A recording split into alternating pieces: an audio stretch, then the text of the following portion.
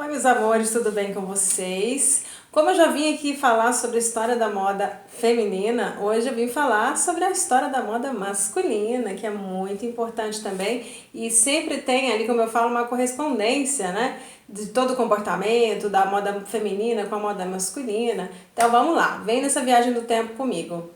How far can we get if we sail a little bit high?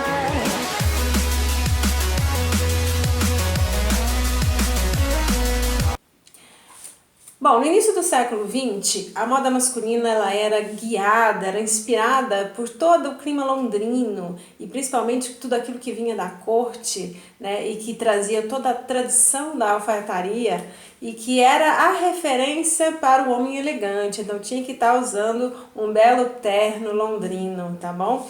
Aí nos anos 10, esse terno começa a ser reformulado, começa a ganhar pequenos toques um pouco mais criativos e até mesmo o uso do terno branco começa a aparecer, né, que era uma nova referência.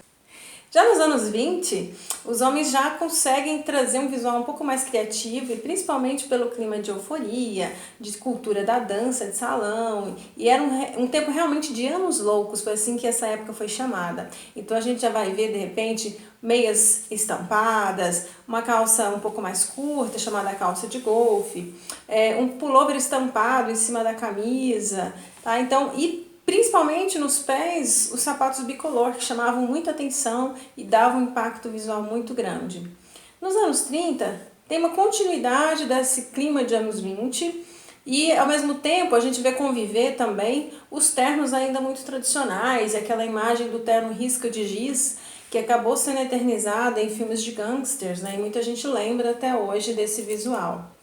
Nos anos 40, em clima de Segunda Guerra Mundial, a gente vai ter, de repente, um retorno daquele tradicionalismo e das cores um pouco mais neutras, mais fechadas, traduzindo todo o clima de tensão, de luto e toda a instabilidade provocada pela Segunda Guerra.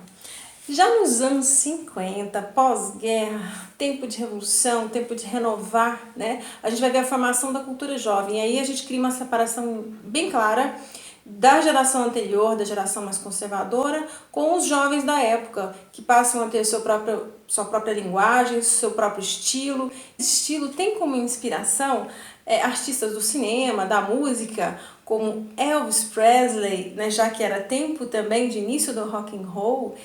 E claro, essa música, o estilo musical veio da música negra, mas o Elvis com certeza ajudou a propagar esse novo estilo e foi uma grande inspiração em termos de visual e de comportamento para os jovens da época. E do outro lado tinha ainda aquele visual muito mais conservador, de terno, gravata e tudo muito contido, que os homens mais velhos ainda mantinham. Já nos anos 60, vem a referência muito forte dos Beatles, que ainda vem nessa onda de cultura jovem, mas repaginando e levando, tirando o foco dos Estados Unidos e indo um pouco mais para Londres. E esse terno que os Beatles usavam era um terno totalmente renovado, chamado de moderno, e que aparece sua influência até hoje nas passarelas, que era um terno mais ajustado, com a calça mais afunilada, mais curta, e normalmente usado com sapatos que não são tradicionais, né, botinhas de cano curto ao invés de mocassim, e os cabelos bem geométricos, quebrando um pouco a linha do topete ao estilo Elvis, que predominou na década anterior. Ainda tinha espaço para o homem tradicional? Sim, ainda tinha esse espaço bem definido. Nos anos 70 foi a época que o homem se permitiu muito mais, que o homem era vaidoso, usava camisas com estampas espalhafatosas, brilhantes, todas as peças mais ajustadas, desde o blazer até a calça super justa no bumbum e com saltos muito grandes, aquelas plataformas que são a cara da época. Foi assim uma grande influência na época, o filme Os Embalos de Sábado à Noite, e o John Travolta se torna uma grande referência com o personagem Tony Manero, que fez parte do filme.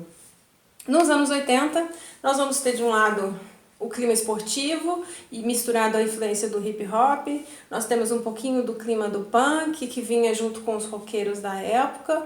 Nós vamos ter um toque exagerado ali, vindo da inspiração barroca, uma mistura de opostos, né? Mas muito bem, as misturas são muito bem definidas. E já nos anos 90, a gente vai ver aquele clima de tecnologia e um clima muito mais urbano, que traz um pouco mais de funcionalidade, traz um pouco mais de liberdade para o visual, tá? E aí começa a abrir os horizontes e começa a diversificar cada vez mais as possibilidades diante da moda masculina. Ok, gente? Isso foi um resumo bem rápido, bem objetivo, só para vocês terem uma ideia dessa transição que aconteceu nesse século efervescente, tá, gente? Qualquer dúvida que tenha ficado, deixa sua pergunta. Quer algum assunto, deixa a sugestão, é bom sempre lembrar. Curte, compartilha, tá? E deixa o seu gostei aí, tá bom? Beijo, até a próxima.